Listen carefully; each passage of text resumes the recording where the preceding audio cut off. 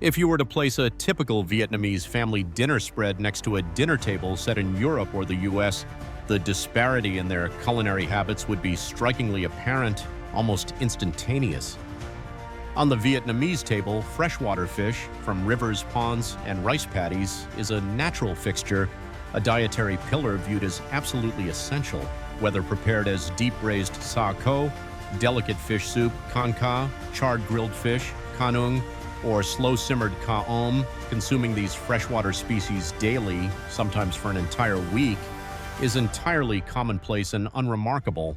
In the West, however, the situation is drastically different. Saltwater and ocean catches are ubiquitous, while freshwater fish is nearly invisible. Many Westerners not only overlook river fish, but actively refuse to eat it, viewing it with suspicion. It might be tempting to dismiss this attitude as mere pickiness or ignorance, but the reality is far more complex. The reasons are profoundly embedded in environmental history, ancestral cooking methods, and dietary habits forged over centuries. To truly understand the root of this culinary separation, we must transport ourselves back to Europe some 200 or 300 years ago, the dawn of the Industrial Revolution. Before that transformative period, Europeans ate river fish without hesitation. But as heavy machinery arrived and factories began springing up with dense intensity, everything changed instantly. Factories of that era were almost universally required to be built adjacent to a river. The water provided power, facilitated the transport of raw materials and finished goods, and most crucially, served as the disposal system for industrial waste. The concept of environmental protection simply did not exist. Untreated effluents from metallurgy, chemical dyeing, and processing plants was dumped directly into the waterways. River fish died in massive numbers, survivors were contaminated, and those who ate the poisoned fish quickly succumbed to illness and disease. In the space of just a few generations, freshwater fish transitioned from a familiar staple to a food item intrinsically linked to severe health risks and death. Grandparents warned their children, who in turn warned their grandchildren, river fish was dangerous. If parents never ate it, their children naturally never dared to try it. Slowly but surely, freshwater fish vanished from Western dinner tables, local markets, and traditional diets. Meanwhile, ocean fish remained comparatively safer, protected by the great distance from industrial centers, the massive volumes of water, and the sea's immense capacity for self-cleaning. Thus, a simple but enduring conviction took hold. Ocean fish is safe to eat, river fish must be avoided. Today, many of Europe's rivers have undergone significant cleanup, transforming them into scenic areas suitable for tourism, boating, and sport fishing. But dietary habits do not evolve like environmental science. A historical aversion is not easily overcome just because the water is clean now. Eating is an act of culture passed down through tradition. When rivers have been associated with pollution, danger, and sickness for over a century, it is incredibly difficult to welcome their contents back onto the dinner plate. In Vietnam, the trajectory was the inverse. Our culture has been fundamentally tied to agriculture, rice paddies, village ponds, canals, and intricate irrigation systems. Freshwater fish has always been a cheap, readily available source of protein, deeply woven into daily life. It was not perceived as dirty in the way Westerners came to view it historically, though, ironically, modern Vietnam is only now grappling seriously with industrial pollution of its waterways. Two entirely different historical paths have led to two completely divergent views on the exact same type of fish. On a scientific level, the problem is also one of flavor, what we often call the earthy or muddy taste. This specific flavor profile is what frightens many Western palates. This smell is not some vague folkloric concept. It has been scientifically studied. It comes primarily from geosmin, a natural compound produced by specific strains of bacteria and blue-green algae that thrive in freshwater environments. These organisms cling to the mud, the pond bottom, and river sediments. Freshwater fish, particularly bottom feeders, ingest the algae, mud, and organic debris while foraging. Geosmin is non-toxic, but it adheres tenaciously to the fish. Crucially, it is highly soluble in fat and accumulates gradually within the flesh. While the fish is alive, the odor is subtle.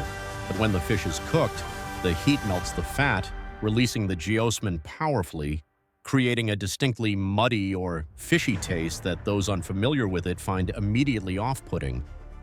The Vietnamese, however, developed a sophisticated response. They understood very early on that freshwater fish could not be cooked plainly. Instead, they engineered an entire system of potent aromatics and spices: ginger, galangal, rieng, various fresh herbs, shallots, garlic, and so on. When subjected to heat, these ingredients, often in generous quantities, act as powerful agents, overwhelming the strong geosmin and the muddy smell.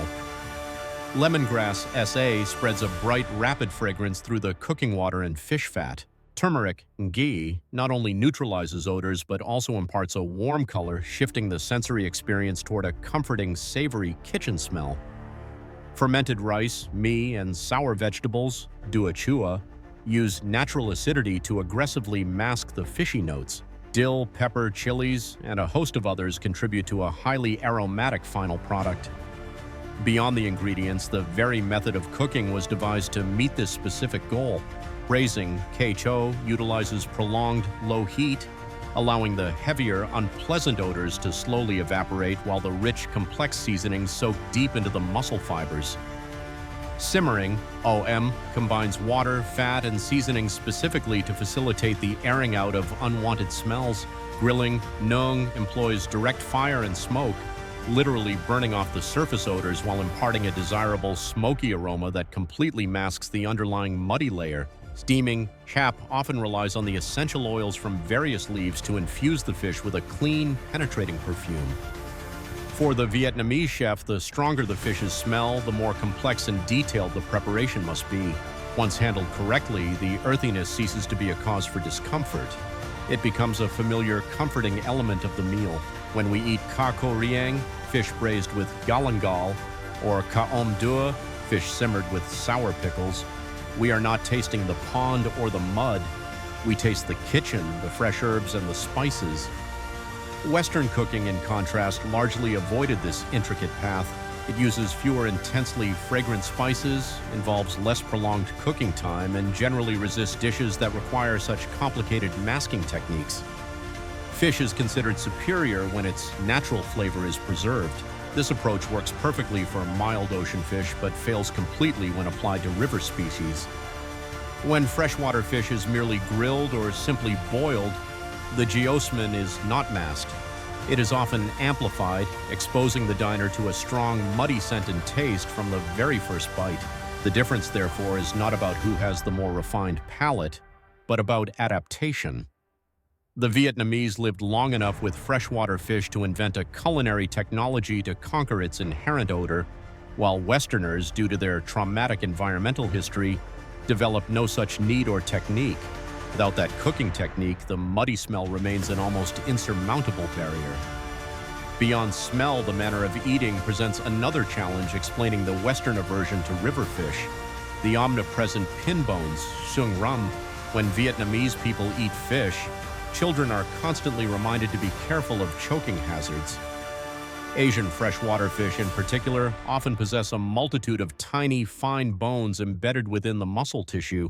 This feature is an evolutionary adaptation. River fish tend to swim slower and have weaker muscle structures, requiring an auxiliary skeletal system for structural support and movement. Ocean fish, being fast, long-distance swimmers, have dense muscle and fewer fine bones, making their flesh inherently easier to consume.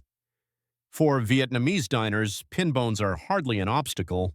They have been eating them since childhood. The use of chopsticks, which allows for small, precise manipulation of individual flakes of fish, makes bone removal intuitive and natural. Vietnamese children learn how to nhan sung, carefully navigate bones, very early on. European and American diners, however, utilize the knife and fork. Using these utensils to isolate fine pin bones is an arduous, agonizing task. A single choking experience is often enough to instill a lifelong aversion to freshwater fish. It is not a matter of laziness or refusal to learn. Their inherent dining methodology is simply not suited for eating bony river species.